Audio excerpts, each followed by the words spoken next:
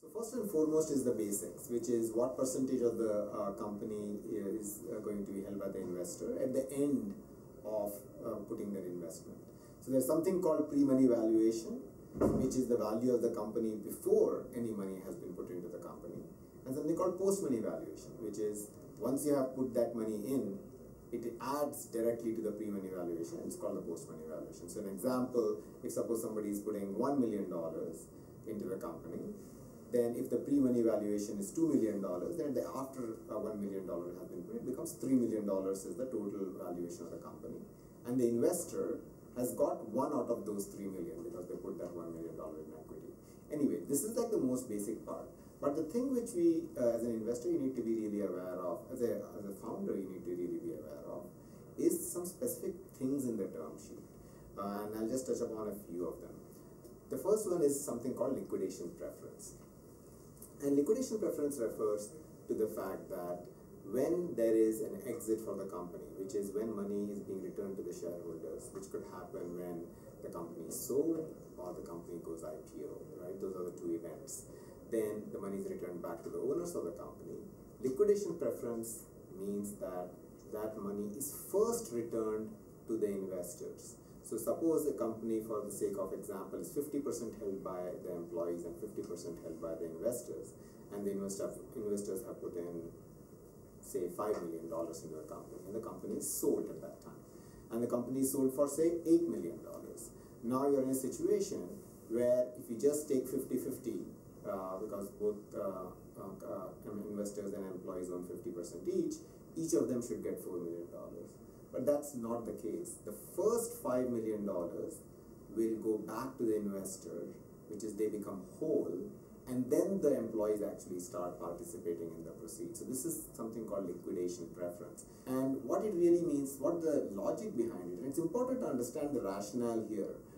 Then all the terms become simpler. It is like somebody has given the entrepreneur money, and what they are saying is, we at least want to make our money back before you start taking money out, because we have to go ahead and return the money back to our own investors. So that is the logic behind liquidation preference. But what I talked about right now is called 1x liquidation preference or 1 times liquidation preference. In some cases, investors might have something called 2 times liquidation preference. And what that really means is that if you have put in 5 million, then the first 10 million goes back to the investors before the entrepreneurs participate in it. Now you as an entrepreneur might say, hey, that's unfair, that doesn't sound right. Well, it really depends, because it depends on how risky, what the level of risk the investor is taking, and what is the actual success criteria for this company.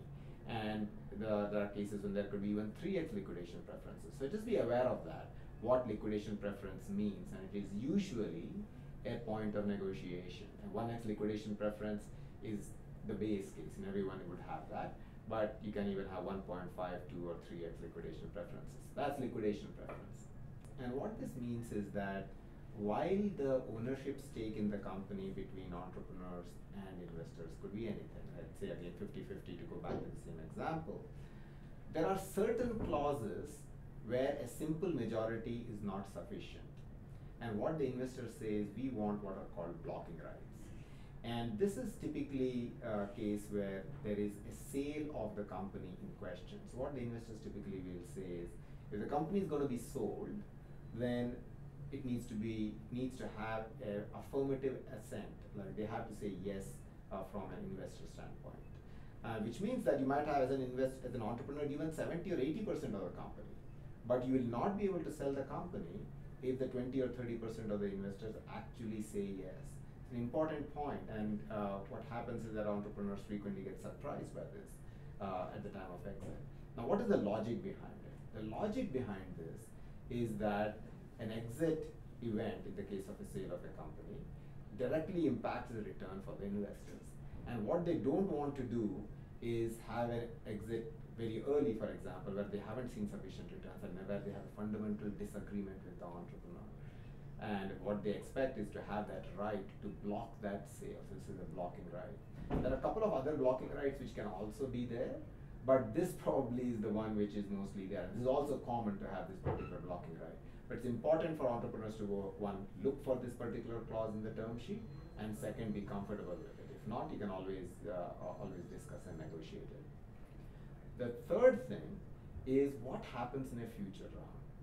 So in a future round, the current investor, and it really depends on the funds, would want some kind of rights. And these are called pro rata rights. They might say, hey, look, we have 20% of the company at the end of this round, we own that. And we want to take 20% of the next round as well. That is, we are actually already placing, reserving some space for ourselves in the next round. So the next round is a $10 million raise, 20%, which is $2 million, is something which we have a right, but not the obligation to invest in. Usually it's a fine thing, it's a normal thing to actually have that kind of pro rata rights. It also shows that the investor is committed to being with the company in the journey ahead. But just important to realize what it really means.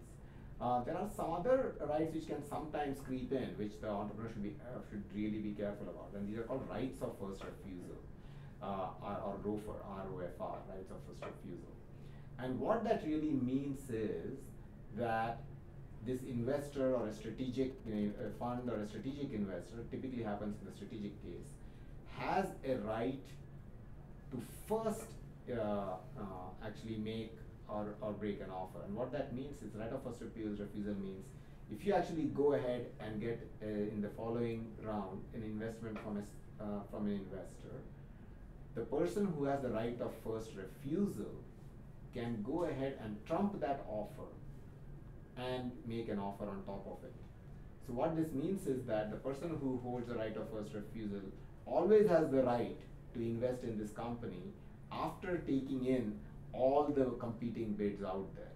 So in one sense, they have a big benefit that they can see what the other people are coming in at, and then they can go ahead and decide to either participate or not.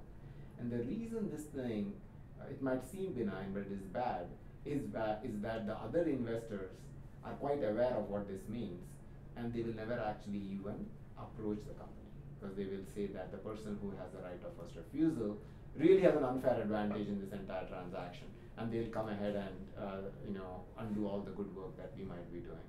So you will actually not have companies wishing to investors wishing to participate in a company round. So really watch out for that, and typically good term sheets will not have a right of first refusal associated with it. So those are the things to watch out for. One thing which entrepreneurs typically ask for is that what is this dilution thing? And like, am I really getting diluted? It's like I have a highly concentrated share of this company and it's getting, somebody's pouring water on it. But that really is, so dilution has got a negative connotation. It really shouldn't be so. What dilution means is that suppose an entrepreneur has 100% of the company, and before they go ahead and take a round of investment, if an investor comes in and now has 30% of the company after they put in certain money, then the entrepreneur only has 70% of the company, and this is called 30% dilution. And this occurs in each round, because in a future round, when a new investor comes, let's say Series B or C or what have you, and they own 30% of the company now, so this 70% gets again reduced further by another 30%, and so forth. So each round results in the percentage holding of the entrepreneur coming down, and this is understandable since the investor is holding, you're actually taking out more slices of this pie and handing it over to investors. But the reason why it is not a bad thing is that when the company is doing well, the valuation of the company is growing. So at each stage, so while the founder might own 100% of the company, which is worth nothing or a small amount, after the investment they own 70% of something which is actually valued at a much higher scale, and then even a much higher scale, and so on and so forth. So the value of the shares which are held by the investors are actually worth more usually in each subsequent round, just that the percentage is less. Put it another way, it's like a pizza which is growing in size, and you might initially have 100% of that personal pizza, but later on you have like 3 slices of a 5-slice pizza, but they're like really big slices, and so totally you're actually having a much larger share of it. It's important to understand this particular aspect, because often I hear entrepreneurs saying, oh, I only have X% of the company. And well, it really is more important to ask, you have X% of what? Like, what is the valuation of the company? What are the prospects of the company? So it's much better to actually have a smaller portion of a company which has got high quality investors and high quality prospects than 18 or 90% of a company which is not going anywhere. So be very aware of this particular aspect.